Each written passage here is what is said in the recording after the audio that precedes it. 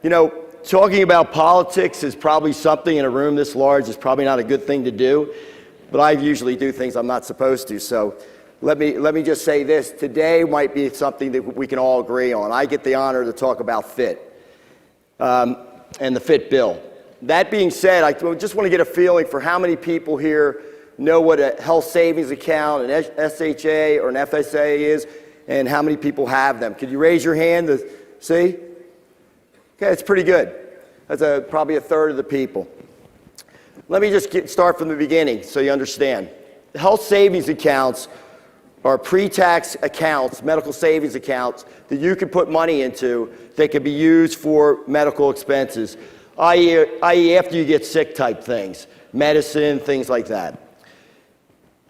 What we're proposing with the PHIT bill is that we would expand that use to include healthy lifestyle activities. So what would they be? There would be things like kids' sports leagues. There would be exercise programs, exercise equipment, and guess what? Health club memberships. How good would that be? Now, so what exactly does that mean? That means that these accounts, because they're pre-tax dollars, means whatever you spend it on, you get a 20 to 30% reduction in the cost of that for the individual. So imagine you have just to make it easy for me, a $1,000 health club membership. Effectively, that individual is really paying $700 to $800, a 20 to 30% discount, because it would be done with pre-tax dollars. Think of the impact that would have on our industry. We haven't been able to move the needle too much, more so in the last year under Derek Gallup's leadership. We've moved the needle with more health club members globally in the United States. But that's always been a sticking point. We've always been 15%, 18%, whatever. Let me give you a couple statistics that I think are mind-boggling. There's 60 million health club members and exercise joiners of different things in the U.S. And I'm sorry, European people and international, I'll get to you, I'll tie you in a minute. There's 80 million HSAs and FSAs. Look at the pool of people that are already members of our clubs, that millions that would be getting discounts now that they didn't get before of 20 to 30% to buy your product. That's huge. Talk about a good retention tool, amazing. Number two, think of all those people that haven't engaged in our clubs, that now are going to join because they're going to be incentivized to do so. Industry experts, that's not me, people that I respect in the industry, Rick Caro, a number of people, have told me that this would be one of the most significant things in the history of our industry. Think about that. I mean, we've been around when IHRSA was founded, and from 1982, all the unbelievable things they've done to get this industry where it is today. And here we are talking about something that could be one of the most significant things in our history. To me, that's amazing. Where are we now?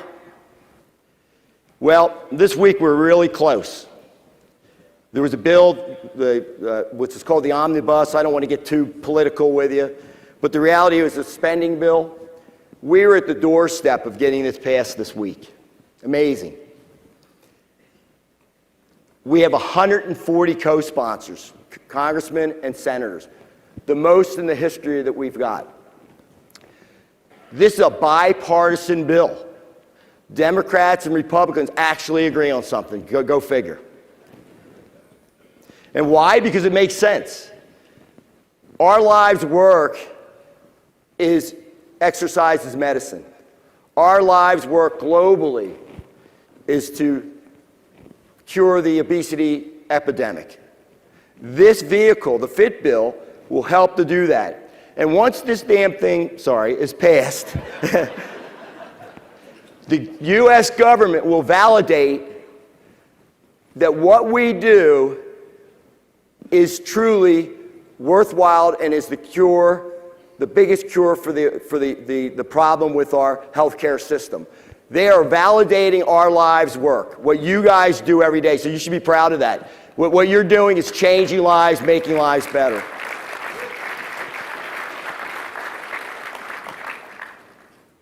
Let me check my notes. So, with that being said, there's good news and there's bad news. The good news is we've got a strong coalition of other partners working with IHRSA.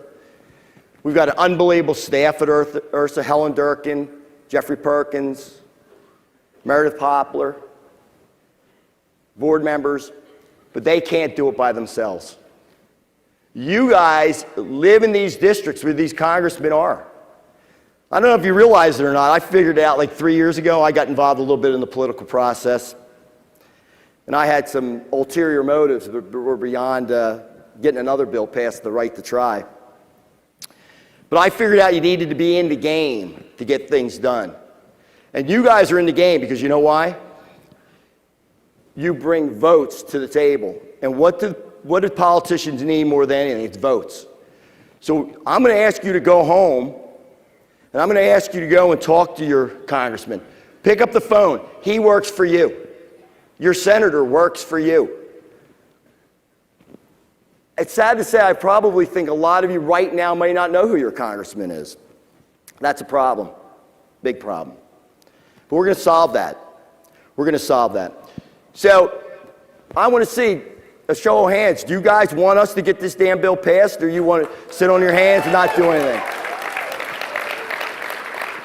Okay. Some of you do. Here's what I need you to do. I need you to take action. I need you to get engaged. I need you to get involved. Take out your phones. Hold them up so I can see you're doing what I'm doing. If you don't feel comfortable with this, you don't have to do it. But I'm asking you, I need your help.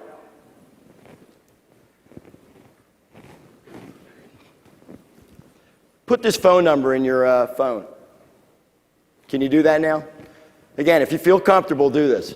But I need your help. IHRSA needs your help. Our coalition needs your help. Put that phone number in there.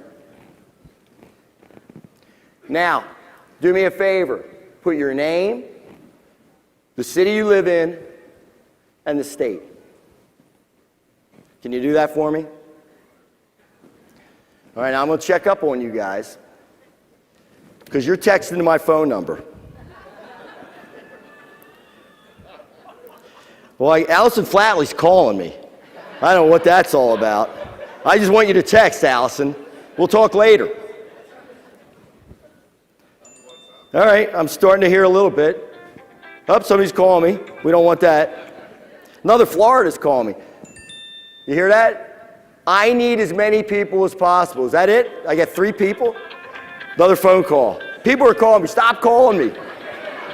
Just text me. My God. 4? Huh? It's on WhatsApp? I need you up here. Somebody else is calling me from San Diego. Oh, I probably didn't pay my room bill. I need you folks to get engaged, and this is what's going to happen.